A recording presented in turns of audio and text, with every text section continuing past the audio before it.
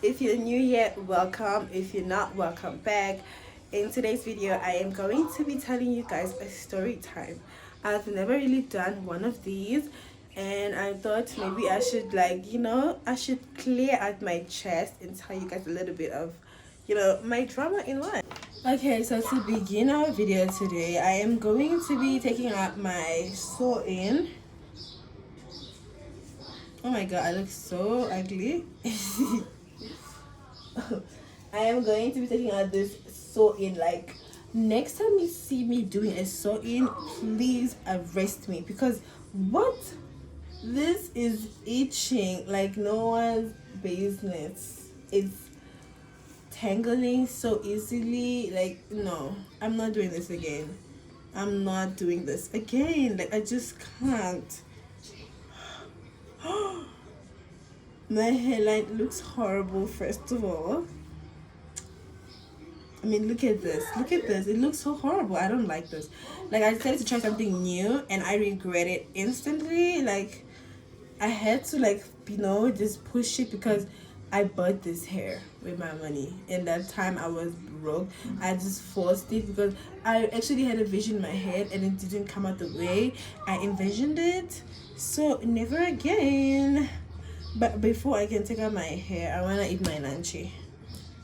So today, what I'm going to be talking about is my snake friend. We're going to be talking about her. So we're going to give her a name because this girl, I have so many stories with her involved. So we're just going to give her a name once so that when we speak about her, we already know who we're talking about. So we're going to call her... We're gonna call her Label.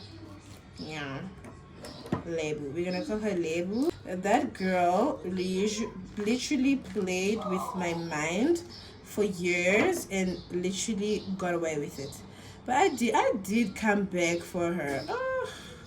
Because I was literally the kind of person that would be like, you know what, I'm not gonna do anything about it. God is gonna take care of it. Literally, that was all I said.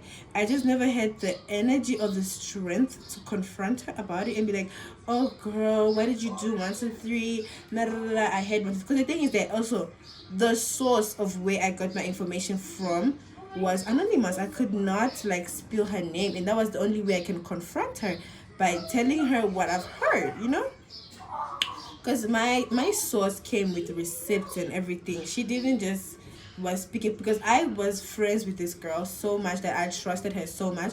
For me to actually believe that she was being a snake, I had to experience everything firsthand.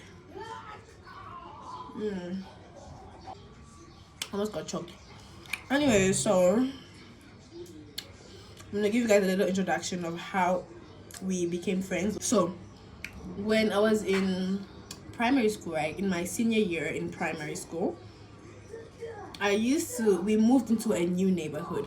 So the new neighborhood, when my mom sent me to the tax shop to go buy some electricity or airtime or something, I would see them playing around and running around and stuff like that. I never really cared. I didn't want to boil myself to make friends. I just didn't care because I had friends at school. I had way better friends at school than I did in high school. So I didn't care. So cool, and I saw them. I knew how they look and stuff. So the next year when I went to my secondary school in my junior year, I saw them, and I had friends at that time, but they never really went the same direction I used to go, and the distance was really long. So there was just no way I was going to walk alone that whole way every day. So I had to come up with a plan. So I'm I approached them. I'm like, listen, I know you guys stay in the hood. Please, can you guys can we go together? Please wait for me every after school. We can go together and stuff like that. So she was in my class. That particular time she was in my class, so we became closer than ever because you in my class, we go together and stuff. So she's the one that introduced me to everyone else, and that's how I ended up becoming their friend and all that. So we were so close, we were like this. At some point I started to think that this is my friend, this is my bestie, you know what I mean? Little did I know. So I don't want to make the story too long. I want to make it short and quick. Anyway, I just realized that I wasn't recording. Anyway, I was saying, if you see me with my gown, just mind your business. Like, this is the only gown I have like in winter. I mean, for my heavy gown. Then now we're in winter and it's like really really cold, so I'm always wearing it. Like if I'm in the house, I'm gonna wear my gown.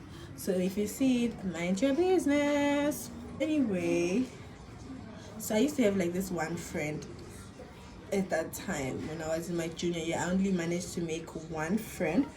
So I told my friend that, there these girls that I always walk with after school, and I think we should start chilling with them because it's just the two of us. Imagine if you don't come to school, what's gonna happen to me? Like if I don't come to school, what's gonna happen to you? We need like a balance, you know what I mean? So I tell her that, and she's like, okay, cool, let's do it. But she wasn't really keen with it, but she went with it because I wanted it, because remember, they are my friends anyway. We started chilling with them, we became so close. Fast forward, she got into a relationship.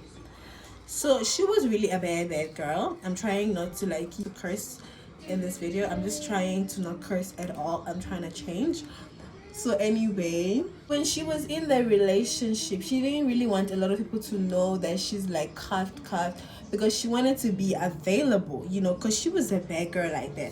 So that nigga did not play like that. He wanted to claim his woman. Like he wanted everyone to know, you better stay away from her or I'm gonna cut your neck off, He was one of the bad boys, honestly. All the teachers knew them. They were always punished. They were always late. Like their record was very bad. Okay?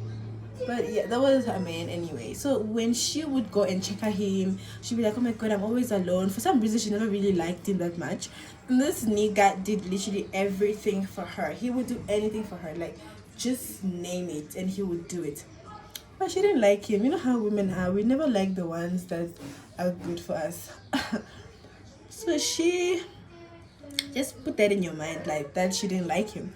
So okay, he had a friend, okay, and I was like, oh, the friend is kind of cute and stuff. Like appearance wise, he was my type, but personality wise, he was not my type. So I'm just like, he's cute because I know the kind of person he is. I'm just like, he's cute when you look at him. Yeah. So she tried to convince me, like, no, he's cute. Like you should really date him. I'm gonna actually help you. I'm gonna help you so you guys can get together. So every time she would check out him, then she would want us to escort her. Like, you were the one in a relationship. Why should we be bombarding candles for free when you're the one in a relationship? Like, girl, like when you go see your man, you go see your man on your own. But she wanted us to like escort her when she go see her man, and when we leave her, she would get so mad. Like, you guys left me. Like, she was so dramatic. Oh my god. Anyway, so this hair is crazy. I think I cut my hair here.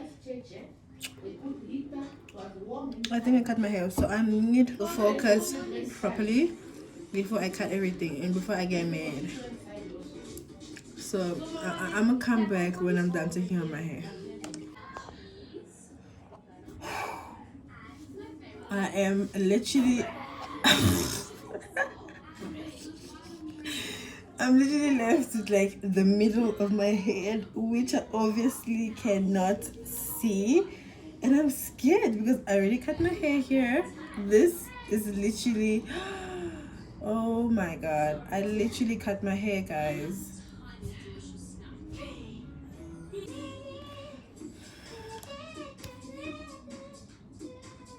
It's okay. Hair is not like an arm, it's gonna grow back. My mom was supposed to take it out for me, but like I'm not talking to her currently because she just likes being dramatic. So like people that want to be dramatic, I don't speak to them. So let me tell you about this girl. Let's finish the story. It's cold and I need to get in the blanket. So she didn't want to like go on her little date alone. She wanted us to escort her. So of course, her trying to convince me to like this boy and that she's gonna try and talk to him for me was gonna be like, I was always gonna be with her. So every time she would go see him, I was always with her because she'd be like, he's gonna be there. Maybe he's gonna ask you out. He's gonna ask you out soon. So she was really giving me hope that he's gonna ask you out. I spoke to him. He likes you. I couldn't believe her, but like, because she spoke to him, why would she lie? I mean, she's my friend after all. She wouldn't lie to me. So I was speaking to her and she said that nigga liked me. I was like, okay, cool. I'm gonna escort you whenever you go see your man so that I can give him a chance to like speak to me and stuff.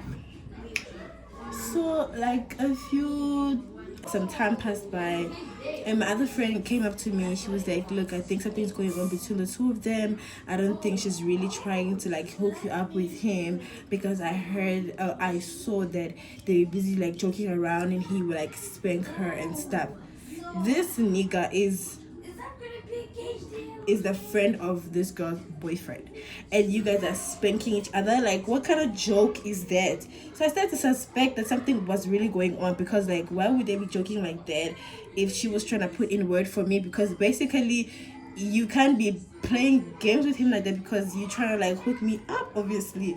So I knew something was up, and I needed to like wake up and be vigilant. Oh, my hair is stressing me, guys. I cut my hair. I don't know how bad it is. I hope it's not bad. Ah! This is the second time I'm cutting my hair again when I'm trying to take out my hair. Like, why? I mean, it's not that bad. It looks very thin. I just hope it's not gonna affect the next hairstyle I'm gonna do. Anywho, so I started to suspect her. I would ask her questions like, trick questions to see how she would answer them, and she would answer them in a very shaky way to show that she was kind of like guilty of something. So cool. Then I lost trust in her, but like at the same time she was still my friend, so I kind of did trust her. So she came up to me, she's like, oh, there's a party going on and I think you should definitely come, because he's gonna be there and he's definitely gonna ask you out at this party. So I'm like, let me go and see what this is about. I go, right? When I get to the party, of course, I need to like leave early. So I went to the party like early, because my mama did not play about my curfew. I would tell her a party starting at 6 and she's going to tell me you need to be home at 6. Like, I don't care what says what. You need to be home before I can get there. Like, my curfew was basically whatever time that she's not home, that's my curfew. If she gets home before me, I'm dead.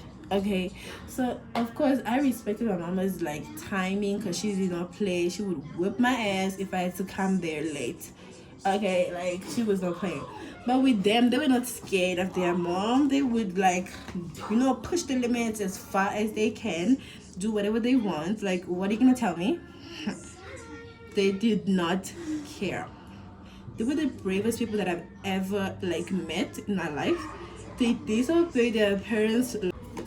They disobeyed their parents' rules, and they did not give two shits about whatever they had to say. And her mom used to whip her ass so hard that she would have a mark the next day she comes back home, but she would still go ahead and still disobey her, still do it again. With me, I was a soft girl. I don't want to get beaten like that. My mama say, you home at 6, I'm home at 6. Yes, ma'am. I don't want to get beaten. I didn't want to get beaten at all. Like, that shit was not nice for me. I didn't like it, because I'm gonna cry so much that it's gonna like really hurt me emotionally. So I didn't want that. I will follow the rules. I realized I was looking very ugly, so I need to look a bit put together. So as you can see, like, I'm even breaking out my forehead. Like, this weave really played it, like swinged me around. Oh no, I'm never doing this again, honestly. So cool. Then they would like discipline. So I was like, I need to leave like at 6-7 there, guys. Like, my mom is not playing like that. So I'm chilling there, and my ex at that time was kind of getting close with them, like his group, and like they were not friends at first. I don't know how they became friends. It's like he heard that I was trying to get in there, and he tried to come and like cock block me, because he wanted me back at that time, and I was playing hard to get. I was trying to move on, and now he's cock blocking me at the parties and stuff. So I heard he was coming, but I was like, it's late now in such a bag. He was another naughty one. He was out all night, and nobody's gonna like attack him, because he's a boy anyway. Parents are silly like that. They will let boys do whatever they want, but block girls for the rest of your lives. We're partying, everyone is vibing and stuff.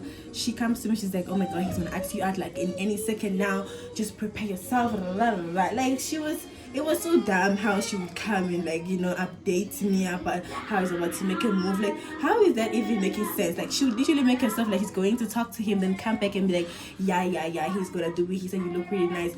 She was lying the entire time.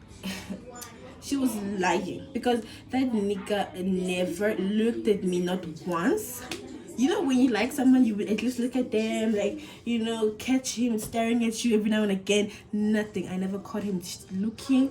I never caught him talking about me. He never asked how I was doing. He just never cared. He never cared. He was just not that type of nigga. He was not there for that. So I already like I made up my mind that this nigga doesn't like me. Why am I even like stressing myself about it?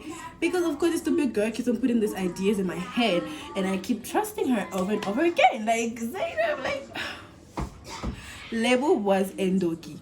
Anyway, so she says, okay, you know what? It's taking so much time to come and ask you out. Why don't you go and ask him out? I'm like, who? Who must go do what? She's like, go and ask him out, chommie. Like, this is your only chance. You're not gonna have another chance again. She's there pushing me to go and ask him out. I'm like, never in my life am I ever gonna go to a nigga and tell him I like him. Like, sorry, I don't know how to do that. What do I even go and say? Like, no, I'm not. She's like, it's not even gonna be that. They can't. I'm like, hey, just stop right there. When he's ready, he'll come. Me, I must what? Thank God I had that stubbornness in me. Because imagine if I went to ask him out and he probably never liked me. She probably never told him that I even liked him, or she never even like tried to fish in that. But he probably could possibly. She never did enough that I was gonna go and embarrass myself, and she was probably gonna deny everything there, and I was gonna look like a fool. I was like, no, I'm not doing that. I'm gonna stay for like 30 minutes to give him a chance to ask me out, and if he doesn't, I'm going home. They're like, yo, Alexandra, why are you like this? She's trying to make me feel bad. I'm like, girl, you can say whatever you want. I am not doing that. Thank God for my stubbornness. So after she fights with me, trying to convince me to go and ask him out, after me rejecting it, my ex walks in. He comes, he's chilling with us there. So basically, he cock-blocked the whole situation. I'm like, yeah, it's done here. I gotta pick my shit and go. Because what am I gonna sit here for? Of course, like, hello, everybody knows. And then another thing, that guy was xenophobic. Like, his ex was somebody from his tribe.